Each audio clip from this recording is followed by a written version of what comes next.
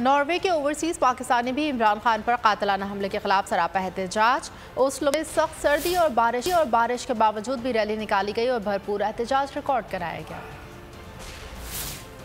Norway के overseas Pakistani भी इमरान खान पर कातिलाना हमले के खिलाफ सरापा एहतजाज। ओस्लो में सख्त सर्दी और बारिश के बावजूद भी रैली निकाली गई और भरपूर एहतजाज रिकॉर्ड कराया गया। नॉर्वे के ओवरसीज पाकिस्तानी भी इमरान खान पर कातिलाना हमले के खिलाफ सरापा एहतजाज। ओस्लो में सख्त सर्दी और बारिश के बावजूद भी रैली निकाली गई और भरपूर एहतजाज रिकॉर्ड कराया गया।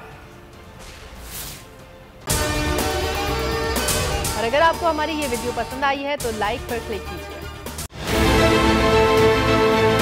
बहुत अच्छी कवरेज की है। ये मार्च की तो जबरदस्त कवरेज थी, बॉल की प्रॉब्लम सबसे बेस्ट थी। सबसे ज्यादा रील्स और सबसे ज्यादा रेटिंग के साथ बोल रहा नंबर 1। सब्सक्राइब करें और बेल दबाएं ताकि कोई खबर रह न जाए।